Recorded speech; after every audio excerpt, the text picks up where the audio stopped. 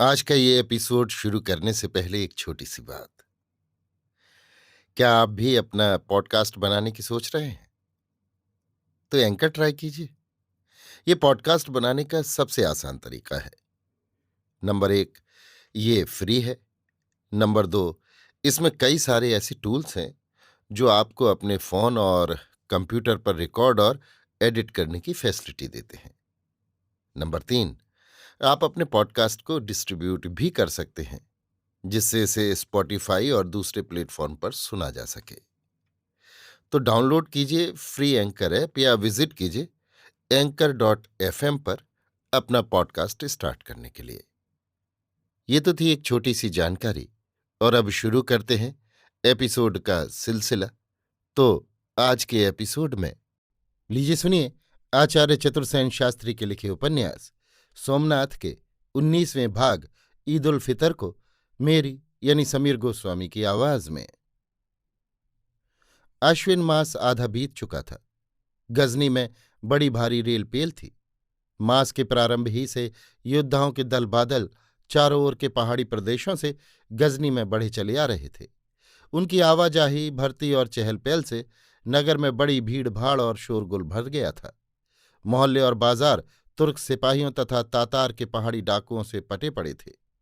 आसपास के इलाकों में से चुने हुए अनुभवी योद्धा, जिन्होंने लगातार 17 बार सुल्तान की लगाम के साथ रहकर अपने घोड़ों की टापों से भारत की भूमि तथा वहां के आबाल वृद्ध को रौंद डाला था, बड़े ठाठ और उमंग में बढ़िया पोशाक पहने और तांबे के सिक्कों के स्थान पर सोना फेंकते हुए अकड़ते फिर रहे थे। पहाड़ों की विकट गुफाओं के सरदार अपनी अपनी टोलियां लिए दनादन गजनी में चले आ रहे थे।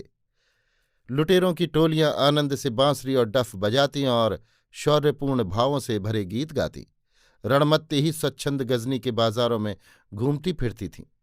बहुत से काबिली लुटेरों और लुच्चों की टोलियां गजनी की गलियों में शाम होते ही घूमने लगती थीं, जिनके साथ भड़कीली जनानी पोशाक पहने लड़के नकली बाल लगाए नाचते गाते चलते थे। इनके पाजामों पर तो सुनहरी काम था, परंतु इनके चेहरे पीले और मुरझाए हुए थे। गजनी के सब काफी घरों और जुए के अड्डों में बदमाशों, गिरहकटों, उठाईगीरों, चोरों और डाकुओं के साथ साथ इस प्रकार के लड़कों की भी खूब भरमार थी, जिनके साथ सब लोग अत्यंत निर्लज्जतापूर्ण हंसी मजाक एवं अश्लील व्यवहार करते थे। अनेक तुर्क और पठान सरदार इन लड़कों के विशेष प्रेमी थे। वे उन लड़कों को जनानी पोशाक में सजे धजे साथ लेकर बाजारों में सैर करते थे, जिनसे उनके गंदे और घृणित संबंध थे। इसे वे अपनी प्रतिष्ठा और अमीरी का चिन्ह समझते थे। इनमें बहुत से लड़के बचपन में ही हिजड़े बना दिए गए थे और वे अपनी हालत में खुश थे। वे बड़े चाव से जनाने हाव भाव करके लोगों को रिझा रहे थे। संध्या होते ही शहर के बाहर की सफील के पास सैकड़ों गुलाम और हिजड़े तथा लड़के खड़े हो जाते थे, और इसके लिए उन्हें गजनी के सुल्तान को टैक्स देना पड़ता था। शहर के सरदारों, अमीरों और उमरावों के महलों में नाच रंग और तमाशों की भरमार थी। काफी घरों और नाटक घरों में खचाखच आदमी भरे थे। मस्जिदों, सरायों और बड़े बड़े मकानों ने फौजी छावनियों का रूप धारण कर लिया था। ये व्यवस्था सुल्तान की आज्ञा से हुई थी। लूट के लालच से किसान और बहुत से आवारागर्द भी वहां आ जुटे थे। बड़े बड़े मुल्ला और वाइज नमाज के बाद लोगों को धर्म वाक्य सुना सुनाकर जिहाद करने के उत्तेजनामूलक भाषण दे रहे थे। इस प्रकार गाजे बाजे और जय उल्लास में गजनी शहर डूब रहा था। नगर के बाहर दूर तक तंबू, घोड़ा, गधा, खच्चर, ऊंट तथा सैनिकों का एक नया विराट नगर बन गया था। ये सब सुल्तान महमूद की जबरदस्त तैयारियां थीं, जो उसके इस बार के असाधारण अभियान के प्रति उसकी गहरी आसक्ति का परिचय दे रही थी। इस बार उसने सब परिचित अधीन एवं मित्र सरदारों, कबीलेदारों और संबंधियों को साग्रह निमंत्रण भेजे थे। ये निमंत्रण गजनी के प्रधान मुल्लाओं द्वारा ले जाए गए थे, जिन्होंने धर्म का जुनून चढ़ाकर लोगों को जिहाद का सवाब लूटने को बहुत उत्साहित किया था। अधीन सरदारों पर तथा हाकिमों पर उसने ताकीदी परवाने जारी किए थे।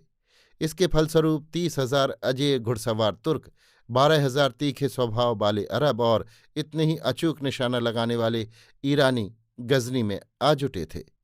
ईद की नमाज अदा करने के लिए सुल्तान की सवारी बड़ी धूमधाम से जामा मस्जिद की ओर चली। सबसे आगे तुर्की घुड़सवारों का रिसाला अपनी जर्क वर्क पोशाक में था। उसके पीछे ऊंटों पर नौबत खाना था।